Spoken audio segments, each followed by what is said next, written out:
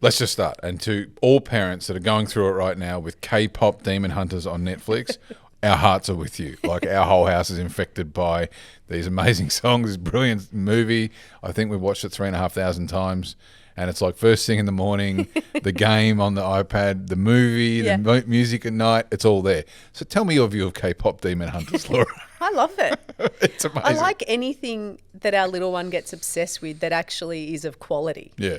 Like, there's some terrible things out there, Not music-wise. Cocomelon. It's not Cocomelon. It's fun music. You can sing along. The movie's cool. I like it. It's unreal. It's a great movie. If you haven't seen it, K-pop Demon Hunters, although she might be a bit young for it. But anyway, whatever. Play on. Who cares? Like, life's good. We had a lot. We're talking about being grateful this morning, actually. And we're very grateful. We have a lot going the right way. And even why were we talking about being grateful? Because we probably, like it's winter, we've had a bit of illness. Like, there's been a bit of a choppy few weeks. And I was in a spiral. You weren't in a great spot. I've had a full 24 hours trying to logic myself out of a bad mood. Full 24 hours. Yep. And as usual, logic doesn't work for you. I don't know why it didn't just occur to me earlier, but the best way out of that most of the time is to work through some gratitude. It sounds so trite. Everyone talks gratitude. It's true. I know, it is trite and it's true. But see, one thing, I will be honest with you, truth pact. I hope for so. those looking back. You get very revisionist about this. So it's like you end up in, let's say, a mood or whatever mood you're in, because you're obviously very emotionally, like, you're very strong emotion. Your mood, whatever, and you sort of forget that it was 3 weeks getting there. It's like that there's been choppiness, there's been illness, there's been all this other stuff. And you're like, oh, why am I so tired and why do I feel so crap? And it's like, shall I make this? You're like, I'm not interested in the logic. I don't know why I'm feeling this way. It's like, no. And then you get revisionist, and then you kind of can't logic your way out of it because you can't logic your way into it. Yeah. So you have to feeling your way out of it, which is great. And then you did. I don't know. I feel like, was this an attack? I can't tell. It's not an attack. See, again, just logic.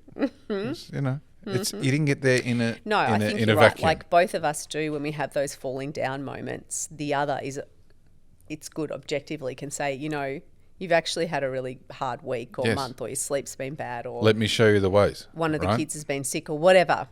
And then I think it's because we don't readily stop or slow down when things like that are going on. What are you going to do? If we're a bit off, we just keep going, And so I think, we don't give as much credit for how much those things can affect your state of mind when you're tired. It's true. But gratitude, Laura, you're 100% right. We've got super gratitude going right now. I'm throwing out the schedule. Again, I've got my little note page. You know how valuable this is. I've got a note from you. Sorry, do you know someone asked me recently, how can you talk about time management and how you manage your time? Right. And it's so funny to me because it's like, I'm sure that we all have in our brains, how we think things are going to go day to day. But you and I in our days, this is this rolling. We're very optimistic. But is there a schedule? Not really. No, but you can sort of aspire to it.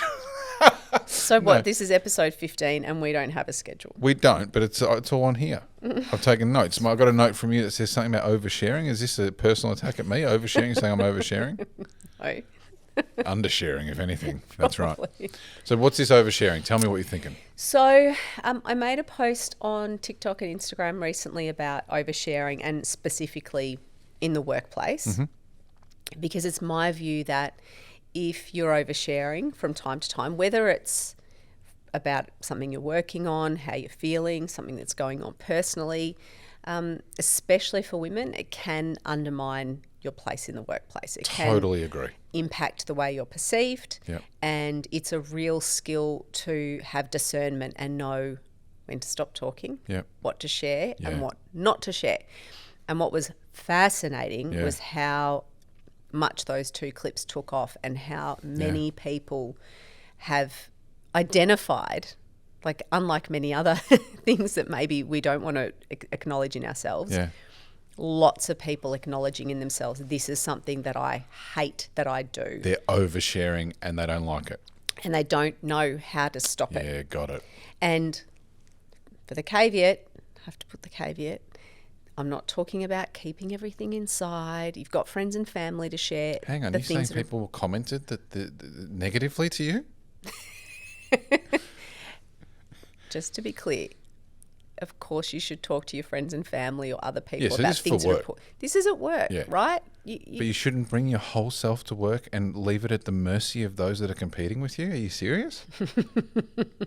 Vulnerably open your underbelly to those around you that are trying to, that most of them goodwill, Absolutely but those that aren't. And I think this is where a lot of this distress in the workplace comes from, where people are bringing their whole selves and they are sharing all of this stuff. And so everything that happens in the workplace becomes so deeply personal for them because they have exposed themselves fully.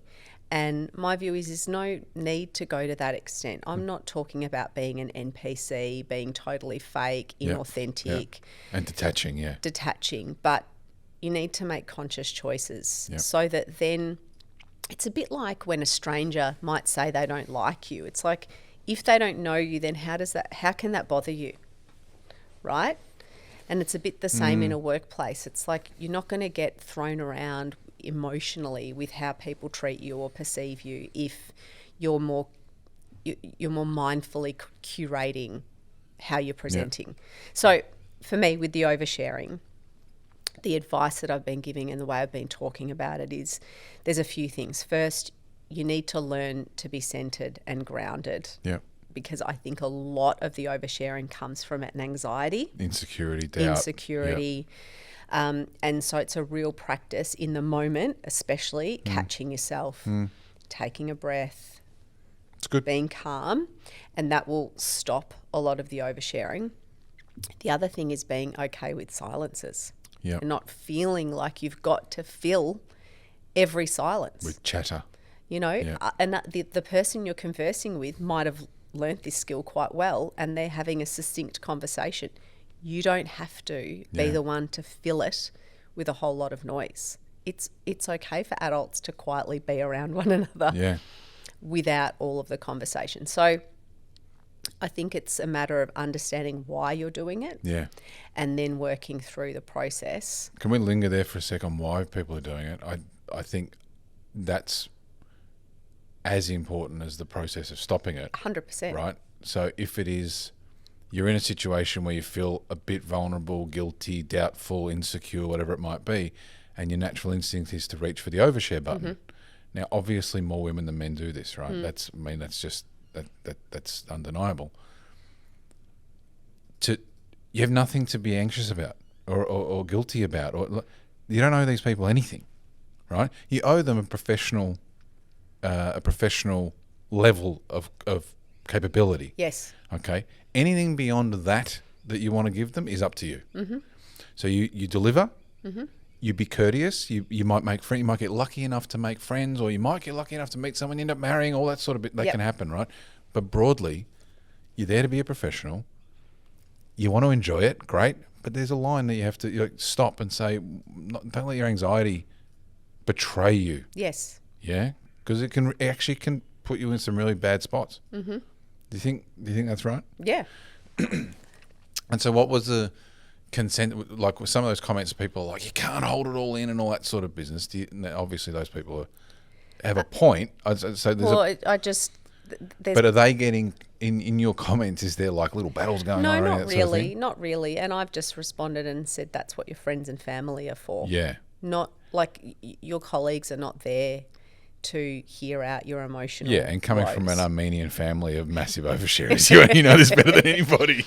So, again, work out if you know that this is something you do. Yeah. If you know you're an oversharer and you don't like it, get curious about yourself. Yep. How am I feeling when I'm doing it? Yeah. Why can't I stop it? What are the triggers in me? Was there something in my family life as a child? I know these are like, are you overthinking? Is it too deep?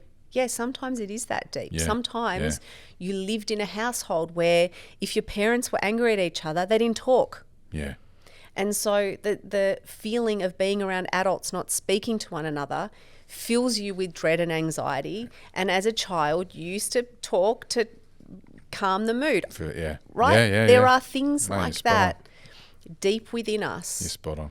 That are programmed. You know, I know that, like, even the way I was raised, like my mum was always talking about, you know, when you at a social situation, go and talk to people, and, you know, pick up the phone and people and ask them how their day was, and talk. You know, I was very much raised in that way, that I have to smooth the path in the conversation, that I have to make the other person feel comfortable. Of course, that's true. Well, in part, it's right. Of course, we're all members of a society, and we should all be kind and whatever. But if you're against a brick wall, I very much now, if I'm getting nothing from somebody, especially in a social situation, or if I was in a workplace and I was getting nothing, they would just get nothing from me. And 15 years ago?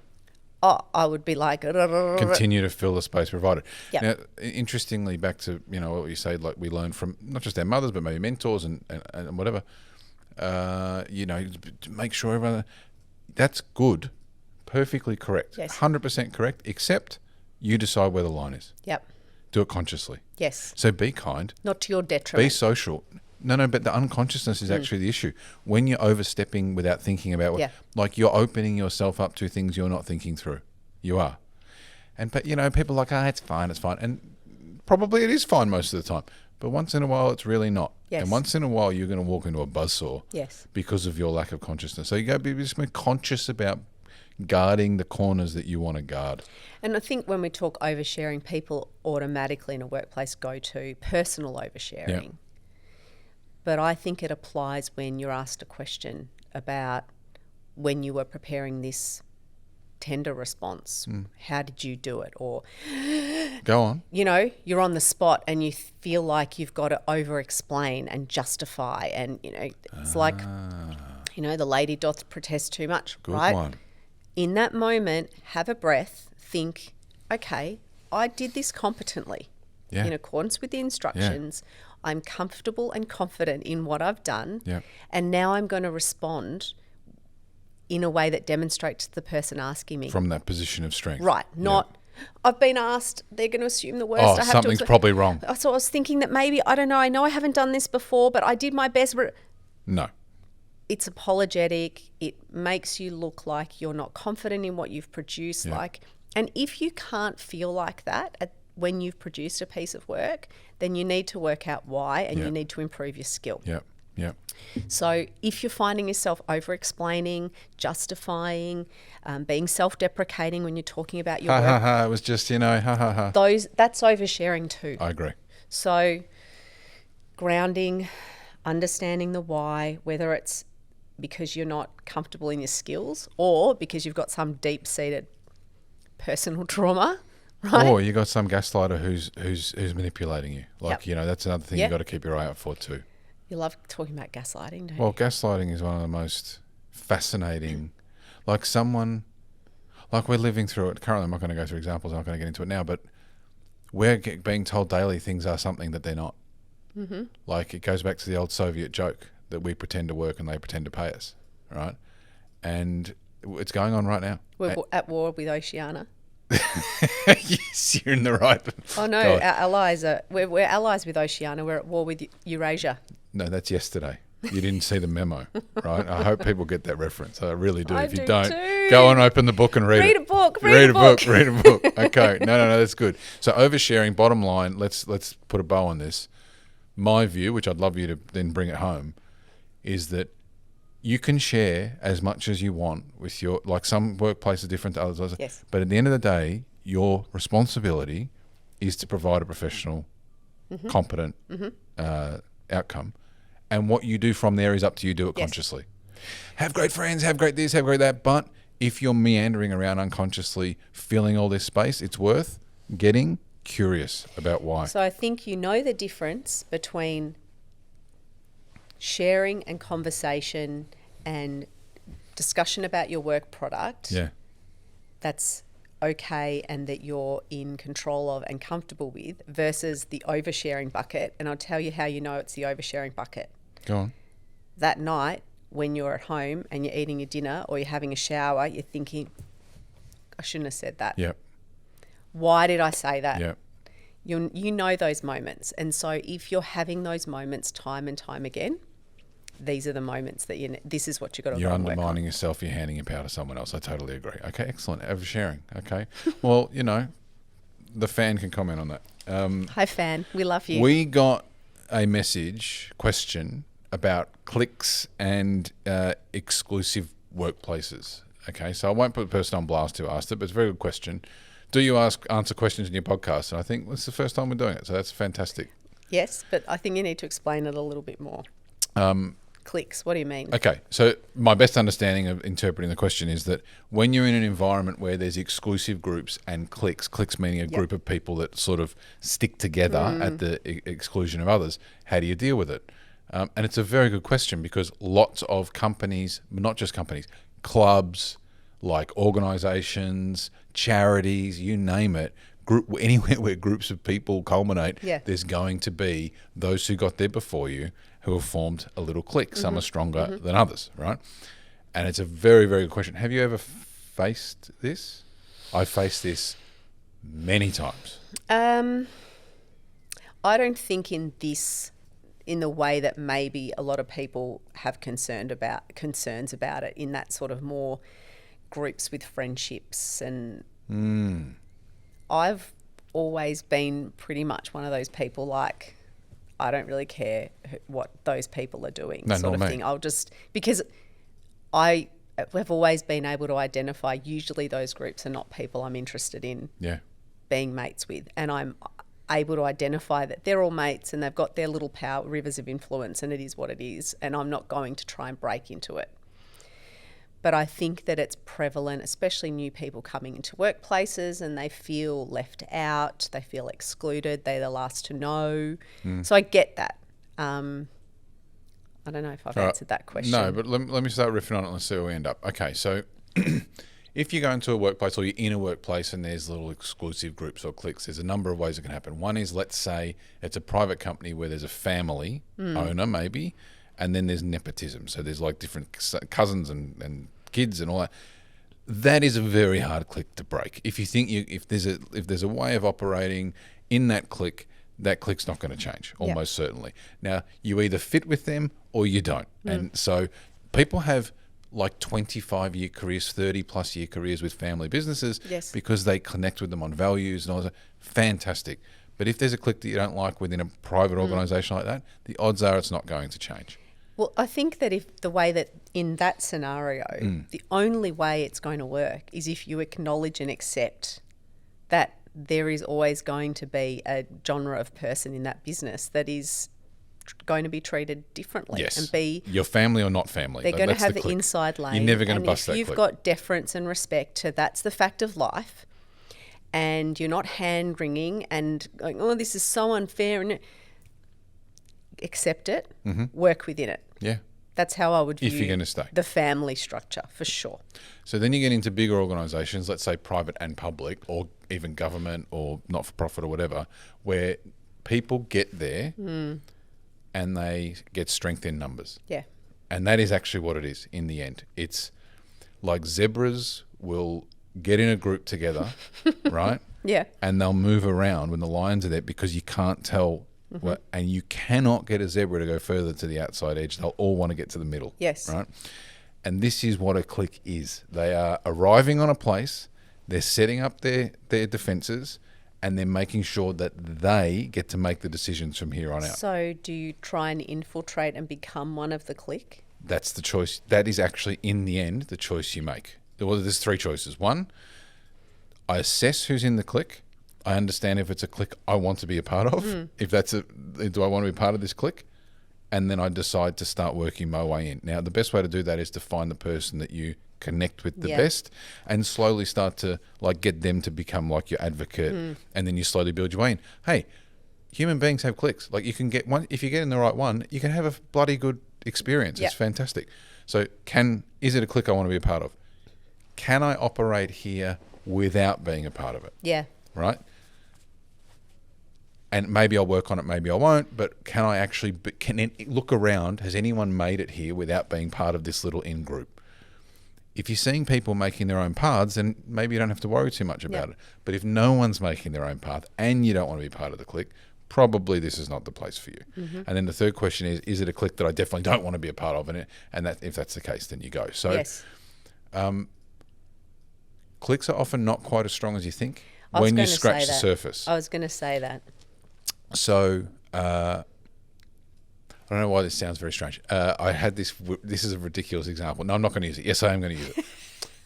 The show The Walking Dead.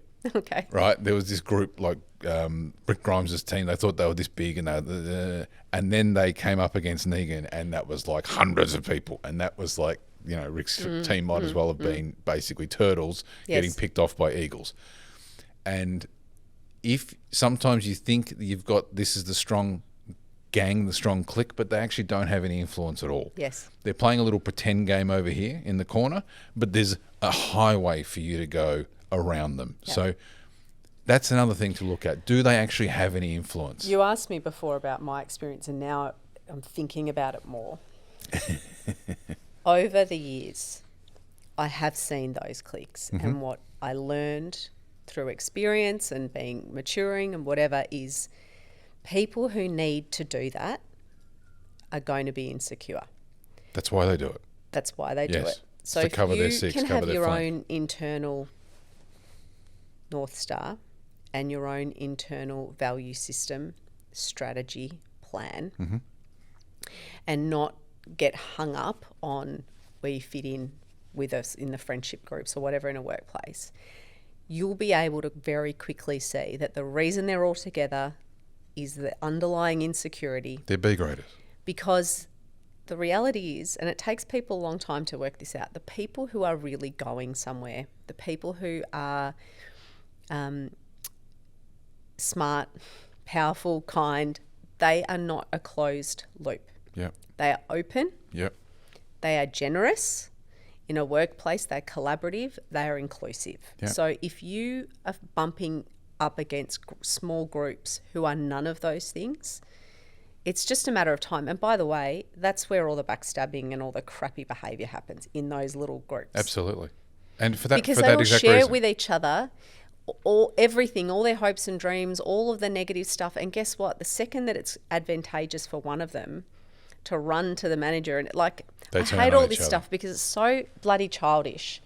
But I would say to the person asking this, or anyone who is feeling insecure, left out, like, find your own path. Yep. Get clear on who you are and what you want. You're not going to care about these. Like, I just think people who behave like that, they're not going anywhere. But temporarily, that can be a problem for you. I get it. And you might not just be able to walk out of this job or whatever. But what I would say is they're almost always not as powerful as you think. Yes. And if you don't want to be a part of them and you think you can survive without them, then play on. If you do want to be a part of them and you want to work slowly, pick the one that's the closest to you and start to build a bit of a friendship. But also bear in mind that these cliques often move in a little bit as one. So one will go and then three more will join the next company or whatever else, and they just slowly get washed away. So they don't last forever. If you feel like they're going to last forever and you feel like they're impenetrable, just like bite the bullet and go somewhere else. But there are options. Find another way. Well, no, but I'm saying if you think it's impenetrable and it's the only way through, in that family business example or whatever, then maybe you have to bite the bullet and go somewhere else. But broadly, there's lots of ways to deal with them. Yeah. I think we're up for a break. And don't take it personally. Well, it's not personal. In fact, it's the opposite to personal. It's actually... They don't like me. They don't know you. They don't have to like you. But they don't want to. But it doesn't matter. Because they're scared of everything. They're not important people. You don't need to hang your whole value on what this small group of people in a workplace think of you. Yeah, because you're going to forget they even exist 6 or 12 months from now. They're going to be in your dust. In your dust. All right, I think we need to take a break. Super producer Charlie's back from a holiday in inverted commas, and so we're going to take a little break. All right, we're back. I've got a few more topics. Okay. All right, I'm going to give you options. You can choose. I've got. You wanted to add Big Five personality for some reason. Yeah. Which I'm a big fan of. You wanted to talk Fabian Strategy. Yeah. And you wanted to talk fatherhood. Yeah, I do want to talk. So you can choose any of those three. Are we going to talk about all of them today? If we have time. Okay, here's the order then. Okay. Fabian Strategy. Yep. Fatherhood. Just a little bit. Dip your toe in the water. Talking about it, please. And then if we have time, Big Five. I'm blanking on one thing. Okay, I'll start with Fabian Strategy. So Fabian Strategy, Fabius Maximus, Roman general. Sounds made up. Fabius Maximus. Who I've learnt, there's two more names that I can't, Quintius? No, I can't remember. Anyway, there's two more names I've forgotten. I've learnt more about him recently, interestingly, even though we've been a huge fan of the strategy for a long time. Mm-hmm. The Fabian Strategy is basically now this is where I'm blanking. Was it Hannibal? Anyway, so I think it was Hannibal. Coming over the mountains, they were massively outmatched the Romans as at that time. Mm-hmm. They were a bit disorganized, whatever. And so they used skirmish tactics to attack supply lines, attack from the side, the edges, retreat, mm-hmm. not meet them head on in battle, mm-hmm. right? And it's almost a bit Sun Tzu. It's when you're outmatched, you don't meet head on in battle. You hit at the edges, you delay, so you've got time to rebuild your forces. I think Mao did the same in China, and I think maybe Washington did the same in the Civil War. So it's basically like the difference between conventional warfare and militia. Mm-hmm. So the Fabian Strategy applied to how we would use it now. Obviously, we're not standing out there with swords in the middle of the steppe, but we would say, at times when we have to go head-to-head against a competitor or in a situation where we're in a negotiation and we're outmatched and outpowered, we go to the side, we go to the edge, we retreat tactically, we make these moves, because if we fight conventionally, we're guaranteed to lose. Yep. Now, a little bit more on Fabius Maximus. My updated understanding is maybe the elites did not like his tactics and maybe viewed him, I'm not going to say as strong as a coward, but maybe that it was cowardly. And at some point, he was eventually removed and they wanted to fight more the Roman way. Mm. But he gave them, in the time that with these tactics, he gave them an enormous amount of time to rebuild legions and because you've got to remember at the time, the Romans were spread across such a lot and different races and different cultures. And they had like all these sort of client states that they would use for war. But he gave them time, and I love the strategy to keep it in the back of the mind. I think it's easy to criticise the approach or even not want to use it in the modern day because it feels, like I said, cowardly. It feels slow. It is slow. It is slow. It doesn't feel like it's effective. Yeah. But I see it as being highly strategic. You've got to really, really plan it through. It can't be just, let's use Fabian Strategy here in this one little way. Right. It has to be a holistic picture. Yes. Of, okay, here's the obvious attack. Yeah. Yeah. Here's the obvious way through. But how's that going to fall? Well, not well. We're going to get crushed. So let's pick 10 small, pick your battles, pick 10 small angles, and collectively, here's the overall benefit. And the aim of Fabian Strategy, broadly speaking, is time. Like if you know that you are basically a lock to walk into a loss, then you buy time to try and come up with a better idea or to reposition. And to do that, you do it via unconventional methods. Yes. And it's helpful as well if you're dealing with heightened emotions, whether it's in a commercial negotiation or in a dispute. I find that time, they say time kills all deals. Time kills all emotions too. It changes people's way of thinking. And sometimes if you've got someone who's being very aggressive, very emotional, if you can just let it simmer down, have the patience to let things just bubble along. Yeah. Little skirmish, move the focus to something less consequential. Yep. Over time, we know this, everyone knows this. You have a moment, you blow up, you sleep on it, you think about it differently. It's very similar, I think. So I like it for that. I don't think it's something you can use all the time. No. But in the end, you're going to come to the center of the warfare. Like in the end, the battle will have to happen. right? Yes, but you need to get your ducks in a row Right. first. And in another way it can work is that you give people tactical wins Yes.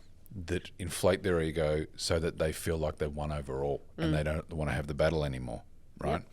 Yep. And look, this is a tactic that governments use in trade negotiations. They'll be like, we need something we can announce, right? And if you're smart, you will be able to give them a series of things that they will be able to announce that will cost you very little. That in a negotiation, in a way, is a Fabian strategy, because you're giving up, you're not fighting on the main game, you're giving them edges. Oh, you beat us here. Oh, you got me. Oh, ha ha ha. Oh, I mean, not ha ha ha, right? You got us, right? And you give them a bunch of junk that you're willing to give up anyway.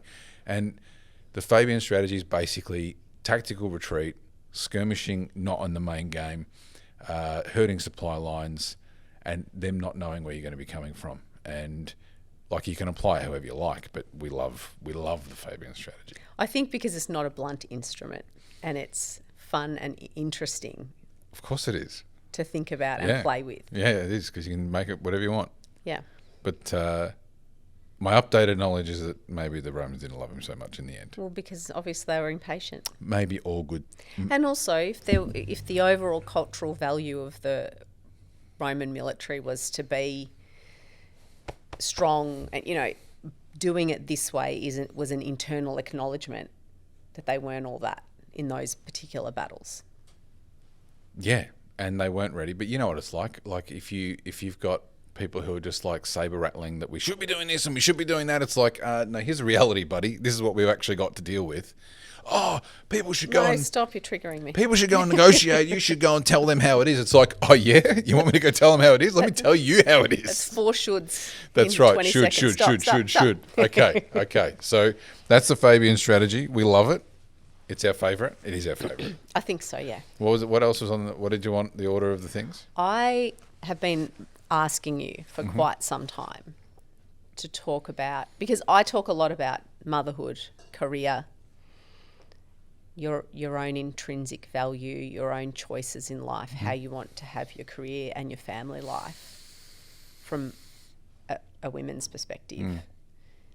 And I think it's time that you share similar sentiments, well, not the same sentiments, but the same discussion from a father's perspective. And I know you have a lot of hesitation about it. The reason of the hesitation is that it's so complex. And I know that you have, I think you've done a masterful job of tackling some of the things that you have. And the comments and are there in evidence. Like, there's people commenting to you that this is amazing, thank you, whatever, right? And then there's people arguing with you too, which is fine. But I don't know, it's a very complex issue. So I don't know, I'm happy to dip my toe. Before I started talking about it, a few people commented, and it's been the guiding light with this conversation. If you talk about it from your personal perspective and not from a place of what you expect or wish to impose or as a standard, I think this is what's important to me. This is what's worked for me. These are the choices that I've made from your perspective. Okay. With full acknowledgement that everybody has a different journey. Every situation is different, yeah. And, we talk about this a lot. I say this over and over. The only people that really matter in this conversation about parenthood are the people who live under your roof. All right, I'll just start going and see what happens. I reserve the right to, 1, pull a parachute, or 2, edit this out later. Okay. So the thing that matters to me most, no, that's not right. There's probably 4, 5, 6 things that matter to me most. But the thing I've tried to be the most is an example. So for the boy, an example of what a man looks like. And that is a very bloody, sticky wicket these days, right? There are lots of people out there that are all over the map on how they say, what they say masculinity in a modern man should look like, right? And it's fucked, the way what it's come down to, right? Yep. And I mean, I if I started listing what I think modern masculinity needs to look like, we could be here all day. But some of it is still physical strength. Some of it is emotional pliability, emotional adaptability. It's low ego or no ego. Mm-hmm. It's setting the example, the same as our fathers and grandfathers and like, but in a slightly different way. But in the end, that's part of the job, is to be the rock, mm-hmm. right? I mean, people don't think how much a mother is a rock, but the father has to be a different rock, right? They're two different rocks. In the end, the mother's more of a rock, right? But the father has the job of being the last physical line of defense, right? So when the boys are looking up, to their fathers, my view is that they need to see the version that they can work up from later when they're men. And for daughters, it's, I mean, this is so trite, but it's a version of a person, the standard of the person that I should expect to marry, right? And when a daughter looks at a father, I dream that that's what they look at. And then when our husband looks at her, I dream that it's like I'm not marrying any less than that standard, mm-hmm. right? So when I say physical, I don't mean barbarian. I mean you need to be able to do something, right? Your kid needs to know when they stand next to you that if something happens, you can do something about it. So that's part of it, right? And if you don't feel like that now as a man, you need to get your act together, okay? That's something I will say. If you don't feel like you can physically protect you, you need to get your act together and feel like you can get a little bit close to that. Okay. Then there's the calmness. Then there's the openness. Then there's treating the kids as individuals. Now, we were lucky to have great parents, right? But if you look at how parenting evolved over the last 3 or 4 generations, like 3 generations ago, there was no individual. It was like, this was like the box that kids came in. And I mean, 120 years ago, everyone was working on a bloody farm, family farm, right? So this is all new generationally. I want the kids to know that I see them as not the kids, but individuals. Not their job is not to make me happy. Their job is to go and build something out of their life, and I will stand behind and beside and in front of them every step of the way. And if they ever need anything, the only time I'll be angry at them is if they don't tell me something, right? You tell me anything, I don't care what it is, how bad it is, how scared you are, how badly you screwed up. If you don't tell me, I'll be pissed. Mm-hmm. If you do tell me, you'll never see me get angry, never, and I'll help you fix it. But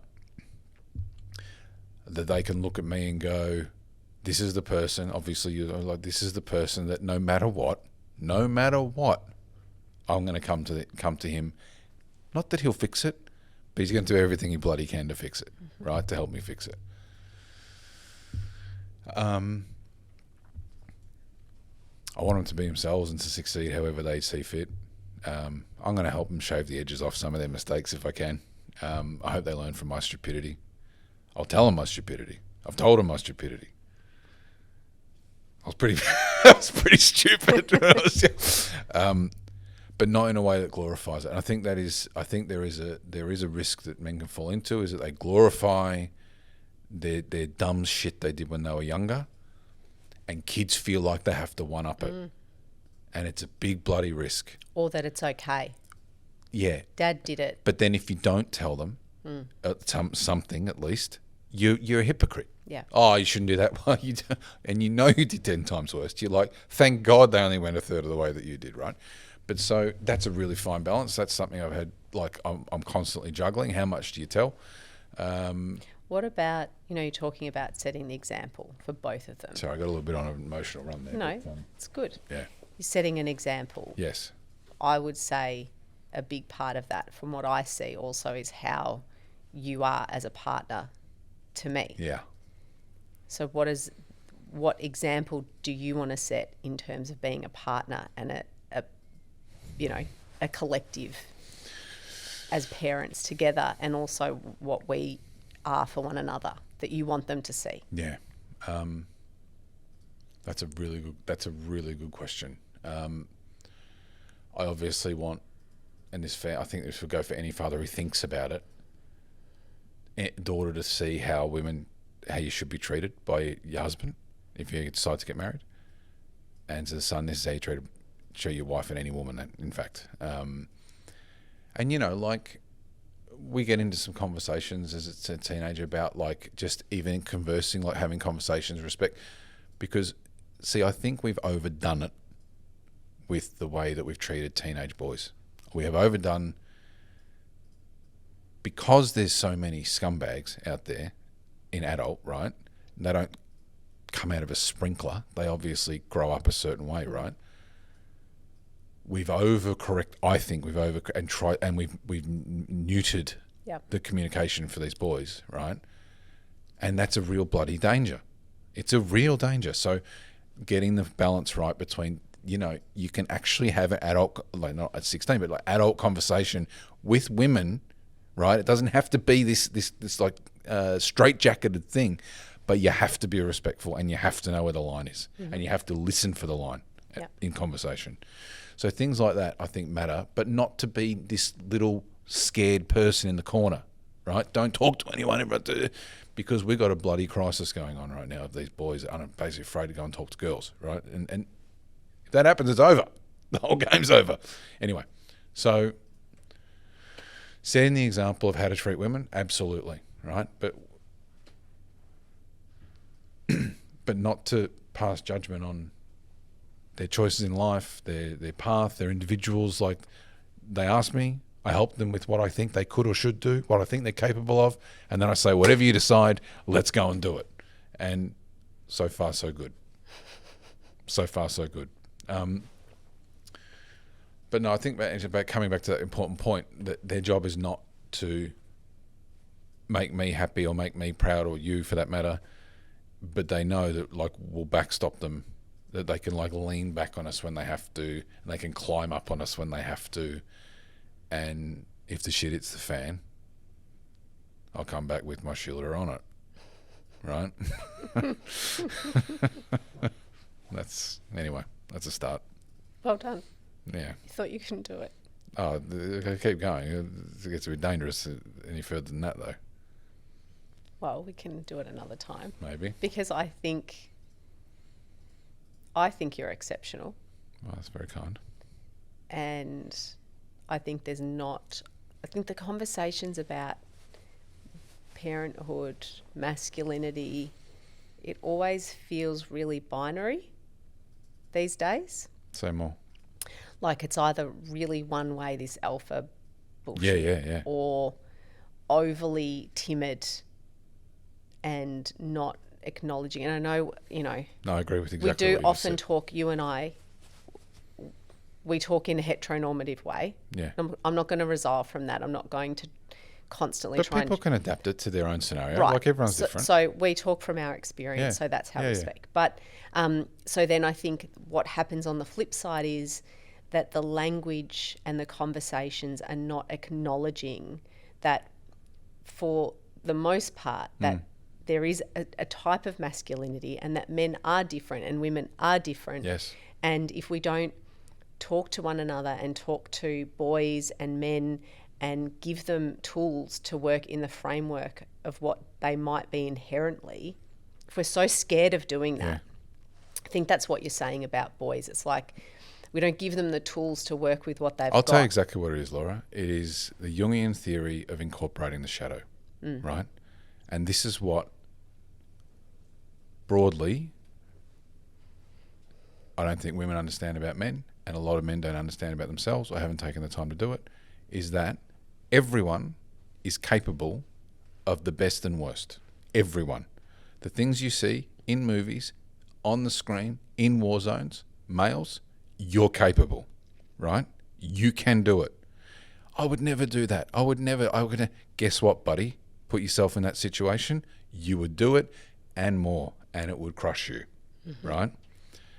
So if you don't understand in your teenage boys that they're capable of everything, good and bad, by the way, but this is like incorporating the shadow, all the good, you need to understand that that is in you, and you look at it, and then you incorporate it into your personality. And if you can't help your sons do that, the risk is probably they'll turn out fine. But some of the edges will turn out to be on what we see, these horrible, if you don't help them incorporate the shadow. Now, some kids naturally can do it. You can see that they, or some kids don't think that way. Yep. But it's in everyone. And I think that's one of the primary responsibilities of masculinity is for the men to be able to do it in themselves, understand who you are, get a bloody grip on it, and incorporate it into your personality, and then teach your sons how to do it. In the end. Yes. That's because not incorporating your shadow, allowing it to run wild, being blindsided by it, that's your toxic masculinity. That's the outer edge of masculinity that's dangerous, right? If you can grab there's dangerous men out there who have total control of themselves, right? Total control. They will never lose control because they've incorporated the shadow, right? If you can't get kids to do that, teenage boys to do that, there's risk at the edges that some of them will lose it. That's a big part of the job. That's why it's dangerous. Now, you keep me going, I'm going to keep going, and we're going to end up in some other fun places because the outer edge risk is real. Yes. With boys particularly, right? I think the men who, like you say, have incorporated the shadow, they don't say not all men. They don't get angry or upset. Well, I'm not like that. Don't tarnish me, because they know. Yep. Yes, men are capable of that. I am capable of that. Right? Right? In the wrong circumstance, at the wrong time, in the wrong I may have been or would be capable of that. It's one of the primary responsibilities of a man is to, you want modern day masculinity, is to understand what you're capable of and get it under control. That's it, right? Some people, some males will think that they're not dangerous because they've never done anything. I said, no, you never had the opportunity, mate. Like as in, if it ever came up, you'd be shocked what you can do if you have to. You think all these people, all these conflicts, these civil conflicts you've seen over the last 50 years, right, in the Mid-East, you think all these people, they were just teachers, and they were, right? And look at what they're doing, right? Everyone's capable. And I think teaching young men as well to think about how women go through life and experience life. Agreed. Is part of this conversation. It's like you need to know what you're capable of and what other men are capable of, because that's the world that women are living in. Yep. You know, like when we talk to our son, I don't want him to not understand the unique difficulties that women face every single day. But even the potential. Right. And so he doesn't argue with me and say, but Mum, I would never do that, or I don't know anyone. He gets it. Yep. This is a real thing. He knows I can't walk to the gym at 9 o'clock at night by myself. Yes. Right? Yeah. He understands that. And he doesn't take it personally and say, well, I've never done anything wrong. Yeah. Right? Because he understands. Yeah. So I think this piece is missing in that conversation. Yeah. And maybe that's why this not all men argument is so prevalent, because these men just won't look the tiger in the eye and see what's in them and then acknowledge that it's hard to fix. Like, it's really hard to fix. And this is one part of it. And this is one part of a job as a father, is to have your kid being aware of these things in themselves, being aware of the effect they have on others, right? It's a big deal. It's a big deal. And if everyone took that responsibility seriously and they're, you should be right, there'd be less problem. So I'm not happy with it, where this has ended, but, it's a start. It's a start. Are we running out of time, or have we got... Yeah, I think we're running out of time. So I think we'll maybe do Big Five personality another day. okay. I reserve the right to remove every single thing that was just said right then, or at least review it before it goes up. But is that where you wanted? Did you get where you wanted? No, but I don't think you'll ever do what I think that you should do, because I don't think you'll ever speak about how good you are. I'll always tell the truth as best I can. Mm-hmm. I know you do. Anything else to add for today? No. I think we have to go back to work now. Yes, we have a lot to do. All right, that's it for today. I don't know what day it is, but that is that episode 15 done. Maybe we have a little break for like a week. Shorter than the last break. Let's just stop.